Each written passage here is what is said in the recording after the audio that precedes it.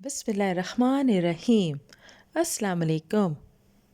ہجرت کے لفظی معنی ہے ایک جگہ سے دوسری جگہ منتقل ہونا۔ اللہ تعالیٰ کی رضا کے لیے ایسی جگہ کو جہاں دین اسلام پر عمل کرنا مشکل ہو گیا ہو چھوڑ کر ایسی جگہ چلے جانا جہاں آرام و سکون کے ساتھ دین اسلام پر عمل کرنا ممکن ہو، اسلامی اصطلاح میں ہجرت کہلاتا ہے۔ نبوت کے 13ویں سال نبی اکرم صلی اللہ علیہ وآلہ وسلم نے مکہ سے مدینہ منورہ، جس کا پرانا نام یثرب تھا، کی طرف ہجرت کی۔ ہجرت مدینہ سے پہلے مسلمانوں نے حبشہ کی طرف ہجرت کی تھی، جس کی وجہ سے مسلمانوں کو آزادی اور سکون ملا۔ چنانچہ ایک اچھے تجربے کی بنا پر امید تھی کہ مسلمان مدینہ میں بھی امن و سکون کی زندگی گزاریں گے۔ مکہ اور طائف کے مشرکوں نے حضرت محمد صلی اللہ علیہ وآلہ وسلم کو دل برداشتہ کر دیا تو اللہ تعالیٰ نے اسلام کی تبلیغ کا ایک نیا دروازہ کھول دیا۔ یثرب سے ہر سال لوگ حج کے لیے مکہ آیا کرتے تھے۔ آپ صلی اللہ علیہ وآلہ وسلم نے ان کے سامنے اسلام پیش کیا تو انہوں نے نہ صرف اسلام قبول کیا بلکہ آپ صلی اللہ علیہ وآلہ وسلم اور صحابہ کرام رضی اللہ تعالیٰ عنہم کو دعوت دی کہ وہ سب یثرب تشریف لے آئیں اور اطمینان سے دین اسلام پر عمل کریں۔ حضرت محمد صلی اللہ علیہ وآلہ وسلم نے اللہ تعالیٰ کے حکم سے ان کی دعوت قبول فرما لی اور صحابہ کرام رضی اللہ تعالیٰ عنہم کو اجازت دے دی کہ وہ یثرب کی طرف ہجرت کر جائیں۔ قریش نے جب یہ دیکھا کہ اسلام مدینہ منورہ میں پھیل رہا ہے اور مکہ کے مسلمان وہاں ہجرت کر کے جا رہے ہیں تو انہوں نے دارالندوہ میں تمام قبائل کا اجلاس بلایا۔ اس میں تمام قبائل کے سردار شامل تھے۔ کسی نے تجویز دی کہ آپ صلی اللہ علیہ وآلہ وسلم کو قید کر دیا جائے، کسی نے آپ کو جلا وطن کرنے کی تجویز دی۔ ابو جہل نے مشورہ دیا کہ ہر قبیلے کے ایک ایک شخص کو ملا کر ایک جماعت ترتیب دی جائے جو مل کر نعوذ باللہ نبی اکرم صلی اللہ علیہ وآلہ وسلم کو قتل کر دے۔ اس رائے پر سب کا اتفاق ہو گیا۔ اللہ تعالیٰ نے نبی اکرم صلی اللہ علیہ وآلہ وسلم کو کفار کی چالوں سے آگاہ کر دیا اور مدینہ منورہ کی طرف ہجرت کرنے کا حکم دے دیا۔ چونکہ آپ صلی اللہ علیہ وآلہ وسلم بھی اللہ تعالیٰ کے حکم کے منتظر تھے، اس لیے اجازت ملنے پر آپ نے حضرت ابوبکر رضی اللہ تعالیٰ عنہ کو سفر کے لیے تیاری کرنے کا حکم دیا۔ قریش اپنے ناپاک ارادوں کو پورا کرنے کے لیے آپ کے گھر کا محاصرہ کر چکے تھے۔ آپ صلی اللہ علیہ وآلہ وسلم کے پاس مکہ کے لوگوں کی امانتیں تھیں۔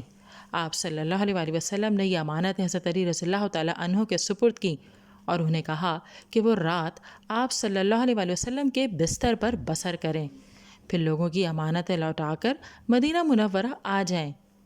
رات کو نبی اکرم صلی اللہ علیہ وآلہ وسلم اپنے گھر سے نکل کر حضرت ابوبکر رضی اللہ تعالیٰ عنہ کے پاس گئے۔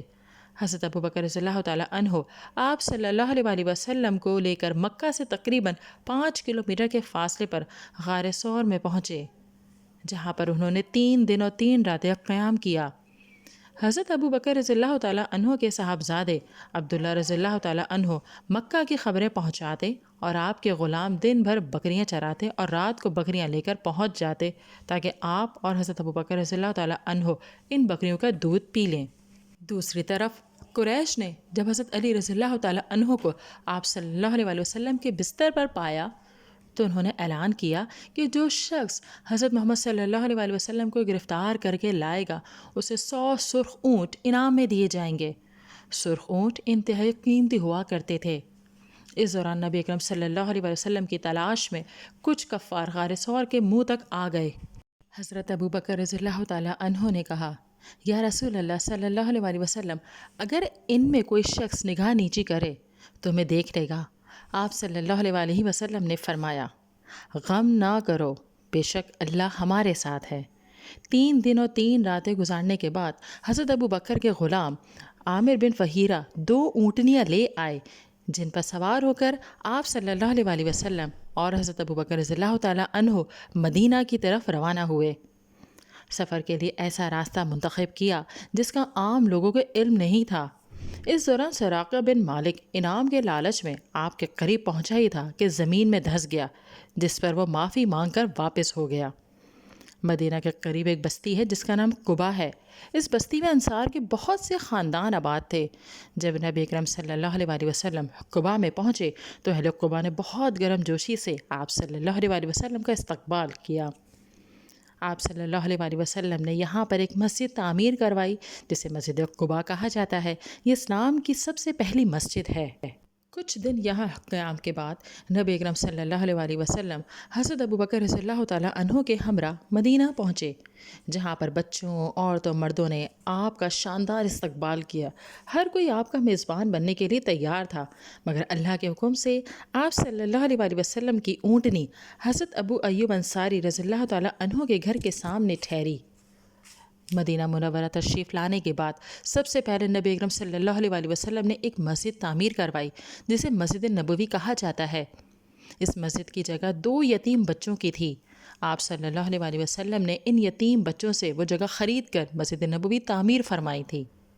مکہ میں اپنا مال، گھر چھوڑ کر آنے والے مہاجرین کہلائے، اور مدینہ منورہ کے لوگ جنہوں نے اسلام قبول کر لیا تھا مہاجرین کی نصرت و مدد کر رہے تھے، انصار مدینہ کہلائے۔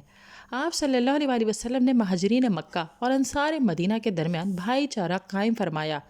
اس بھائی چارے کو مواخات مدینہ کہا جاتا ہے۔ اس طرح ہجرت کا وہ سفر جو مکہ سے شروع ہوا تھا، مدینہ میں آ کر ایک مسلمان معاشرے کے قیام پر اختتام پذیر ہوا۔ ناظرین، اگر ویڈیو پسند آئی ہے تو اسے لائک کیجئے، شیئر کیجئے، کمنٹ دیجئے اور چینل کو ضرور سبسکرائب کیجئے۔